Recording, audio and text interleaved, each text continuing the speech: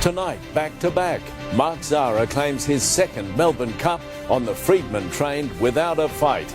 Punters frock up in hot and humid conditions while protesters cause disruptions outside Flemington. A Cup Day loss for millions of mortgage holders as the Reserve Bank hikes interest rate. This is Melbourne's 9 News with Peter Hitchener. Good evening. Under a blazing sun in front of more than 84,000 racegoers, Mark Zahra has ridden into the history books by capturing his second straight Melbourne Cup. He did it on board the Freedman train without a fight, who's now in elite company by winning the Caulfield Melbourne Cup double. Tony Jones is trackside tonight. Tony, it was a breathtaking win. Oh, well, you've got to be in awe of it, really. It was just terrific. And I guess in the case of Mark Zahra, Pete, very much a case of agony and ecstasy, shall we say. I mean, he agonised whether to partner Gold Trip again this year, but history will show he certainly pulled the right rein. But the champion jockey is tonight having to share the spoils. This was very much a team effort, not least from the famous name in racing, that being the Freedmans. It might be the race that stops the nation, but the nation was made to wait almost 10 minutes past the scheduled start time. For the Freedman clan, though, it was worth the wait. It's without a fight, 100 metres to go, 2 or 3 lengths in front, coming away from Shiraz and also Sulcombe. Without a fight, Mark Zahra, a Melbourne Cup champion, wins it by 2 lengths. This Melbourne Cup has more storylines than starters. Back-to-back Cups for jockey Mark Zahra, and he let everyone know when he crossed the line. Gold Trip last year, without a fight this year. The stars aligned for Gold Trip last year and they've aligned for this horse this year. And what of the Freedmans? Already a racing dynasty, the name is again up in lights on racing's biggest day. While Anthony Freedman prefers to stay away from the track these days, son Sam was again the front man of the operation. It's been a great race for the family. It's been a while between drinks, but it's good to get another one. And credit to the old man, he's been incredible through all of this.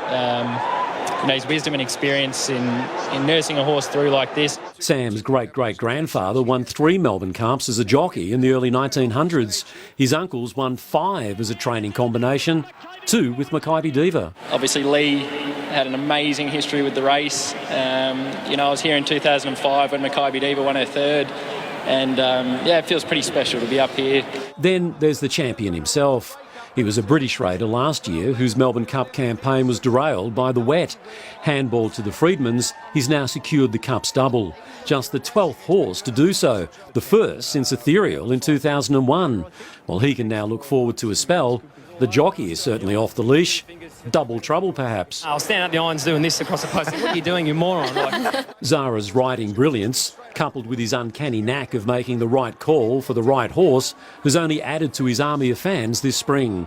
But there's no bigger fan than his littlest fan. Well, Elise said, well, Daddy might bring another cup tomorrow, and she said, oh, filled with jockeys. So she'll grab the cup, throw it, and take whatever inside. There's simply no restraining those in the Zahra family. Big sister Claire was trackside. We backed him, our family backed him. He knows what he's doing. He told us, he sent us a message, I'm picking without a fight. And, yep, we trust him. While back in Perth, Zahra's parents watched in awe as their son created history. We were so anxious this year, just knowing that he was on one of the favourites. And, I think the whole neighbourhood heard us. Be it the Zahras or the Freedmans, this Melbourne Cup is very much a family affair. And with plenty still to come this spring, it's already been one heck of a ride. Certainly has. Well, today's hot weather, and it was hot. Well, it encouraged also some bold and bright fashion choices, with some even ditching their suit pants for shorts thanks to that rule change by the VRC. But of course the sweltering weather certainly didn't deter punters or celebrities, as Mimi Becker told us. From the bright and bold to those who dared to bear. It's 32 degrees today, so got to wear the shorts. Keep cool. Shorts the newest accessory in the fashion stakes, but only a few blokes were brave enough to show some skin. They're 100% jealous. As I was walking in, everyone was sort of like eyeing me up and down. A little bit of, what are you doing in the Melbourne Cup with your shorts on? Mostly, I wish I was wearing shorts. Flemington turned up the heat as pop princess Delta Goodrum stood out in style. The sun is out. I'm definitely connected to the sun today with the yellow. Colour the clear favourite. For some, the headwear stole the show. I think the bigger the better. Bold and beautiful is the way. Decided to go with subtle this season.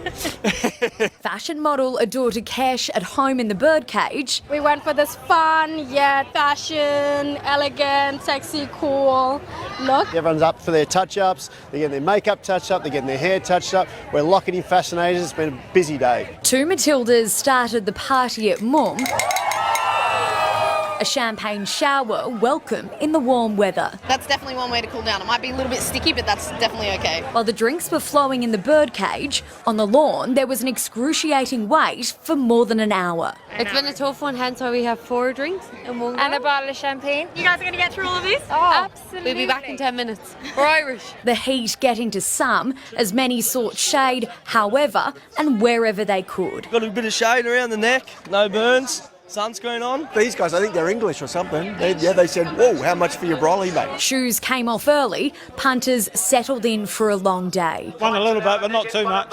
Yeah, spent more than we've won. From first-timers... First and only time here, so we've had a tremendous day. ...to old hands. Been doing it for about 20 years. We have all our friends around to drink and eat and make merry and hopefully back a winner. Everyone was enjoying themselves. The car park, somehow, a civilised spot. Not even betting, I'm just enjoying the sunshine, the spectacle. Up until now, many people here have probably not even spotted a horse, but we're just moments away from the Cup being off and racing. So here at Flemington, it's now all eyes on the track. The energy and excitement palpable. Just go for it. The horse liked the name and... Now I get a handbag. Bit of a win. Paid back the day. Good old Melbourne Cup. Mimi Becker, 9 News. Well, connections, the winning connections, will soon arrive at Crown for the Cup celebration. Xander Maguire is there waiting for them. And Xander, amid the celebrations, unfortunately, there is some genuine heartache.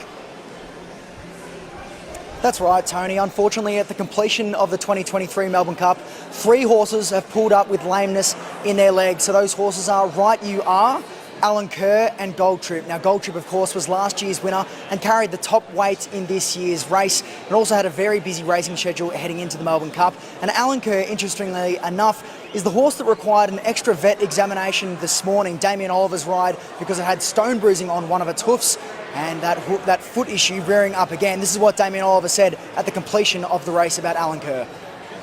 Yeah, I had a good run. I just would have liked him relaxed a little bit better.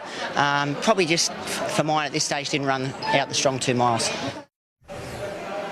But one thing that the vets and no one else could knock today at Flemington was Without a Fight. What a spectacular victory it was. And I'm here at Crown, just standing outside the waiting room where the celebrations, the official after party is set to kick off. It's a little bit quiet at the moment, and I suppose that's how the Freedman camp had to keep things immediately after the win, because they still had other runners on the day. Most notably in the race after race 8, they had a horse called Right to Party, and now that everything's said and done, it's time to party here. So in a few moments' time, Sam Freedman and his crew will arrive here at the waiting room. As for Mark Zara, well, what a story this is. He's set to be here, but before he gets here, he's going to have dinner with Glenn Boss and a number of the international jockeys. Glenn Boss, of course, the only other jockey to win back-to-back Melbourne Cups this century in 03, 04 and eventually 05 on Makybe Diva, and of course Mark Zara last year and this year. So it's only fitting, Tony, they break bread tonight. Yep, all right, I think that just about wraps it all up. Xander, thanks for that, mate. We'll check in with you a little later on in sport. Well, despite all the fun of the day, Cup Day at Flemington hasn't been without some drama. Eliza Rugg joins me from over at Epsom Road. Eliza, protesters caused some delays. Yes, Tony, we have police just here behind me keeping an eye on things at Epsom Road at the moment. They're hoping to avoid another incident, which is what we saw this morning when 100 pro-Palestine protesters ended up at the main roundabout, blocking that road off for around about 2 hours. And racecourse, Tony Jones. Thanks, Pete. Hello again. Well, a famous Cup victory for the Freedman family, and it won't be without one almighty party. After the break, we're live to Crown, where that party is just getting started. Welcome back. Mark Zara's decision to change mounts for the Melbourne Cup has certainly been vindicated, with his second straight victory placing him among racing's elite. Without a Fight ensured that curse of the Cup favourite continued, with the highly fancied international Vauban failing to fire. Nat Unides reports.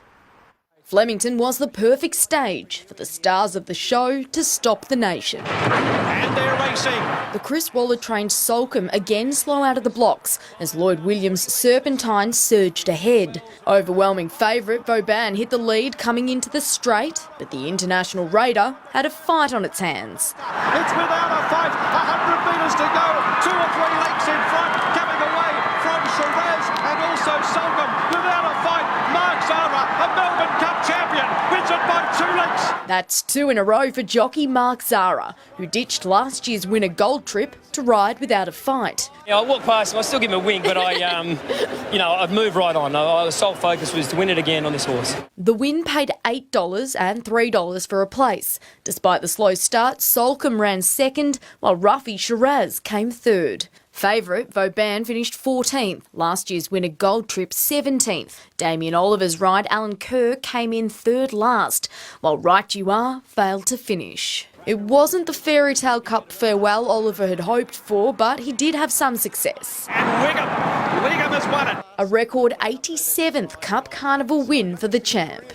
I wasn't sure if I was going to do another spring. I was kind of contemplating hanging it up then, and my goal was to go out on a good note. While at Randwick, victory for the favourite in the $3 million Big Dance. Attractable in front and Attractable won the Big Dance. A life-changing result for rookie trainer Sarah Ryan. Nat Yanides, 9 News. Well, of course, there's no guarantees in racing, but you can almost back in the fact that the famous Freedman victory will be celebrated long into the evening. Let's return now to Xander Maguire, who's inside Crown Casino. And Xander, the winners, they're on their way. That's right, Tony. They're about 10 minutes away. We're in the Crown Towers lobbies just outside the waiting room, and we're going to take you inside the bar and show you where the winners are going to party the night away tonight. So, as you can see, there's already a couple of patrons that have made their way in here. The champagne is cooled and ready to go. And just over here, you'll see there's about 50 glasses that are ready, waiting to be poured into and drunk out of all night long. Now, Sam Freedman, when he won the Caulfield Cup without a fight a few weeks ago, he said he had a quiet night. He was in bed by 10 o'clock, ready to go the next morning. But he assures us that won't be the case this year. And of course, a smaller venue than usual. That's because there's actually only one owner of this horse. That's Sheikh Mohammed Obeid. He'll be enjoying himself over in Dubai. The connections of the Freedmans and all fans of Without a Fight will make sure that this is a night to remember, Tony. All right, well, you take it easy, Xander. I'm not entirely sure you're over 18 yet, but anyway, terrific stuff.